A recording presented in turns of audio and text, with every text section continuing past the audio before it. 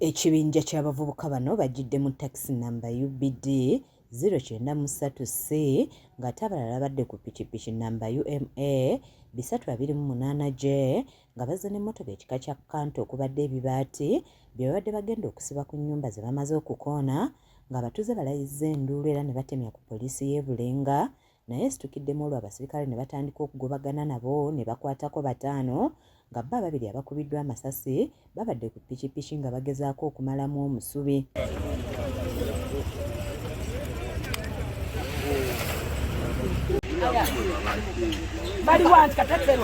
Badduse baddawa.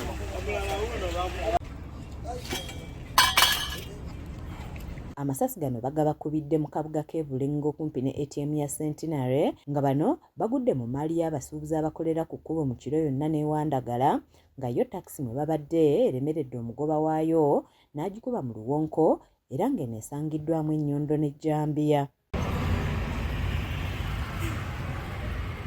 Kigambibwa nti abavubuka bano baapangisiddwa omugagga atannategeerekeka nga bajjiddwa mu bitundu eby'ekawempe nga batuuze mu maka agali eyo mu 5 be bali ku bwerinde oluvannyuma lw'omugagga ono okubalagira okugamuka ng'agamba nti ettaka kwe batudde lirye era ng'agamba nti alina ekyapa kyalyo. Abavubuka bano tebaakomye ku kyakukoona nnyumba z'abantu wabula baanyaguludde n'ebintu byabwe omuli ensimbi enkalu n'amasimu nga batuuze bagamba nti bakiraba balaajanira babasonyiwe naye nga balinga abasiwa ensaano ku mazzi.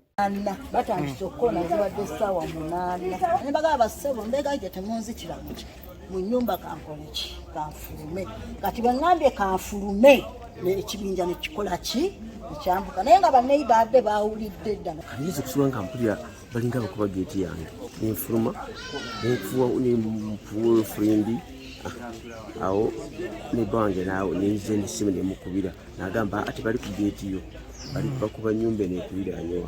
Poliisi egenze mu maaso n'okufuuza abavubuka abalala era ng'abamu esanze abatuuze babagombyemu dda obwala mu kiro ng'abamu ku bakwate bategeezezza nti omugagga yabaleese eggulo limu n'abalaga ekifo wayagala bakoone n'oluvannyuma basibeko ebibaati ngono naye bazze naye mu kiro wabula amasasi olwatandise ye n'amalamu omusubi.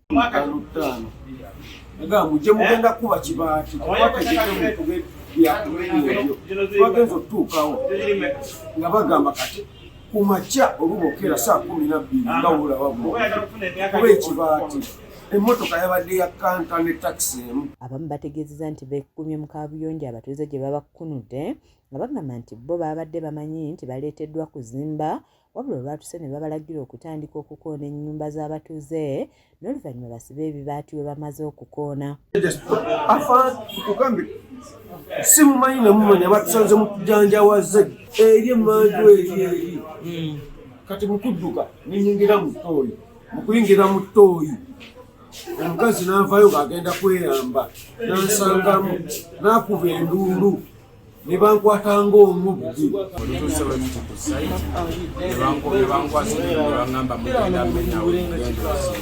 Amyuka ssentebe w'ekyalo kino Beeka agamba nti waliwo omusajja eyajja n'abategeeza nti ennimi ttaka lino abatuuze kwe batudde nga bamusaba ebiwandiiko ebikakasa kino wabula bwe yagenda teyadda nga balabidde awo ng'abatuuze balumbye mu kiro ne batandika okukoona ennyumba z'abantu. Naye kinneewuunyisizza okuba nga waliwo ekibija ky'abantu kizze n'ebiso emmotoka ne zijja ekiro ssaawa 8 balina amajambiya balina ennyondo ne batandika okufuna ennyumba z'abantu abamu ne babba n'amasimu g'abantu n'abatuuze. Ntegeera kubanga tavangayo tweyanjulira ti nze nannyini era nvunana kino na kino wabula kati bano betukutteko be bajja otubulyanyi abasindise.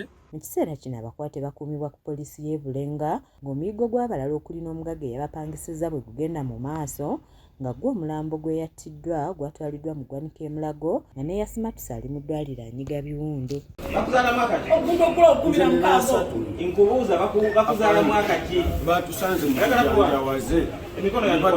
Kyasanku Bernard yakusakidde eggulire lino ku Lwakes TV Agale.